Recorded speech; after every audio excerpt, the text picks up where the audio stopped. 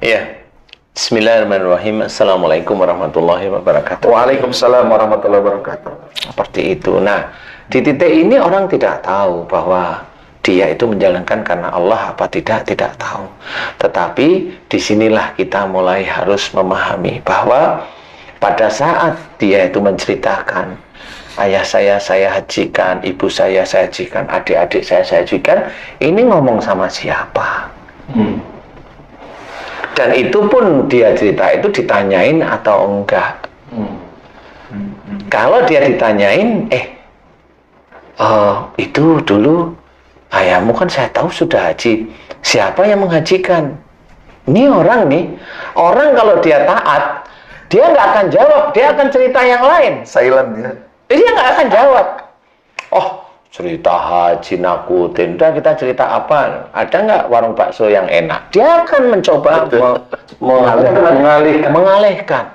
Karena dia merasa malu atau dia masih merasa punya kesombongan untuk bercerita itu dialihkan. Agar dia tidak mau cerita. Nah, orang yang takwa itu begitu.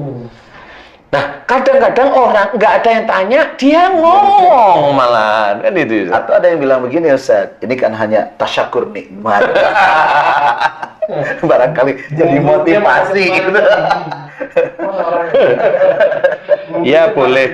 Kalau saya boleh menambahkan, itu boleh Ustaz. Boleh ya. Tapi tolong yang diceritakan temennya, jangan dia. Itu Kan solusinya beda. ya. Itu solusinya. Karena kalau menceritakan tentang saya Dirinya. itu pasti sombong insya Allah. Sudah pasti itu ya. Pasti mau cerita apa. Kecuali ditanyain kan harus menjawab, karena hanya kalau umpamanya ditanyain sesuatu yang itu bisa menjadikan sombong, itu kan harus gimana cara saya jawab ya. Harus dipikirin gitu. Agar yang ada di sini kesombongan itu bisa lepas pada saat itu, kan begitu ya. Nah, kesombongan ini bisa menjadikan rezekinya hilang. Berkurang masih disyukuri, kalau hilang banyak. Kesombongan itu harus kita belajar hilangkan. Karena rezeki itu bisa hilang. Karena kesombongan itu. Kalau umpamanya laki-lakinya itu pejabat dan sombong dan agak kaku dan angkuh, itu istrinya kan jadi nggak berani. Karena istrinya kan hanya ikut gaji suami. Ngekor dia. Jadi kalau istrinya itu emosionalnya tinggi, ngasih tahu suami kan nggak bisa. Iya. Ditekan terus, lama-lama istrinya kanker payudara itu ya dari situ awalnya. Oke. Ditekan terus dengan suaminya. Oh ya, nggak usah kamu ngomong sama saya sudah tahu, jangan diulang lagi ya, gitu. Lah kan takut istrinya. Istrinya sudah takut, nggak mau ngomong, jengkelnya itu dipendem beneran. Jadi benci. Katanya sudah tahu kalau minta diingetin marah. Kalau nggak diingetin, nggak dijalanin loh. Akhirnya kan bentrok terus menerus. Karena apa? Memang di keluarga ini ada yang timpang di hadapan Allah Ta'ala. Si istri itu kalau udah jengkel itu larinya ke benci walaupun diam.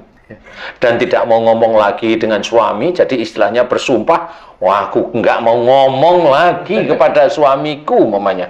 Lah akhirnya itu kan kaku ya. Sehingga suatu ketika di kemo kesulitan. Karena sifat kakunya ini belum dimohonkan ampunan kepada Allah Ta'ala. Nah itu bermasalah. Akhirnya uang suami ngalir terus untuk ngobatin istri. Padahal suaminya sebagian uangnya yang besar itu malah dari korupsi lah. Nanti kalau ada yang ngomong, loh itu kan berarti membersihkan uang korupsi. Oh enggak bisa, itu bukan membersihkan. Lain lagi. Itu malah memakai uang korupsi malah. Nah, kesombongan itu bisa berdampak seperti itu. Sakit khususnya bagi orang sendiri ada. Sombongnya sendiri.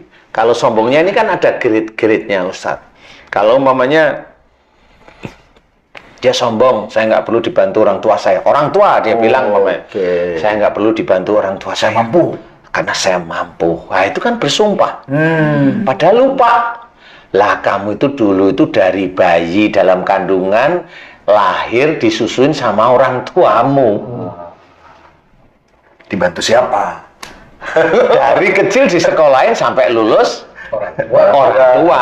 Lah yang bantu itu siapa kok kamu itu merasa bantu? Nah, biasanya nanti sakitnya kakinya lemah, ngiwil. Oke. Seperti itu. Nah, itu merasa dulunya itu nggak perlu dibantu orang tua, saya mampu, saya bisa ini. Ah, itu nggak boleh. Jadi dari bawah, Dari panggul itu ke bawah. ke bawah itu lemas. Lemes, ya. Jadi dia harus menapak agak kesulitan. Itu nggak bisa itu diselesaikan dengan ilmu saraf, itu nggak bisa. Silakan. Karena itu ilmunya adalah ilmu malaikat yang hanya patuh kepada Allah Ta'ala. Kita balik lagi kepada akhlak tadi sebetulnya. Sebetulnya pada akhlak itulah kuncinya. Karena bermula dari Sombongnya akhlak buruk, itu, akhlak buruk itu tadi, benar. Nah, kalau dia sombong nih, saya cerita ya kepada anaknya, ya kepada suami, ya kepada saudara atau teman, cerita suami saya itu kalau nggak ada saya nggak punya apa-apa. Masya Allah. Nah, itu. Dan kalimat itu kan nggak cuma sekali, 2 kali, 10 kali, kan sering. Karena suaminya hanya bisa ngasih makan saja, ngasih pakaian, tapi dia yang bikin rumah, yang beli mobil, karena memang gajinya lebih tinggi. Ya, nyekolahin, termasuk, ya kalau nyekolahin anak bisa suami lah, bisa lah ya. Tapi atau ya dia mungkin dari turunan ya Ustaz ya. atau dari warisan, Nah, itu juga nanti kenanya di kaki. Lemes. Kalau di kaki awalnya biasanya berat. Jadi orang yang dari panggul sampai kaki itu berat, jalan itu susah, insya Allah diawali dari itu dulu. Kesombongan merasa suami saya itu nggak ada saya nggak bisa apa-apa. Banyak gitu ya? Dia banyak yang kakinya berat itu banyak. Kasus yang saya tangani seperti itu senyum-senyum kok saya. Oh, jadi ya, memang banyak kayak itu juga. Banyak, alhamdulillah diberi jalan sama Allah Ta'ala dengan lancar. Berarti solusinya Tobat kepada Allah Ta'ala. Minta maaf kepada suami, atau suami yang begitu kepada istri. Kalau kepada orang tua tadi yang mohon ampun kepada Allah dan minta maaf kepada orang tua kalau merasa mampu, tidak boleh. Nah, sekarang begini Ustaz. Ini misalnya si istri ini merasa mampu, kan gitu kan, sehingga mengatakan kalau tidak ada saya atau suami atau keluarga ini nggak bakal maju nih. Nah, tapi dia tidak sakit gitu. Nah, kira-kira nih kedepannya apakah akan mengalami sakit atau nanti di akhirat? Oke, ini lebih dalam ini sudah.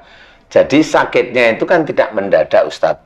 Berproses. Allah melihat selama ini yang saya amati adalah dosanya itu seberapa besar, imannya dan ketakwaannya seberapa kuat. Semakin orang ini dosanya cukup lumayan besar, imannya semakin naik, cepat sakit pasti. Oh, justru bersyukur dong kalau begitu ya, karena langsung diingatkan. Nah, cuma orang Muslim itu yang begitu nggak pernah tahu biasanya. Itu masalahnya ya. Nggak pernah tahu, karena banyak orang Muslim yang saya sakit bukan karena akhlak saya kan baik. Gitu. Atau dia bilang begini, saya kan lagi dicuci dosanya. Iya. berarti kalau dia dicuci dosa itu sebenarnya dia itu tahu kalau dia berdosa. Iya. Kan gitu ya. Kenapa ke dokter? Kenapa Allah menyebut dalam Quran itu banyak taubat?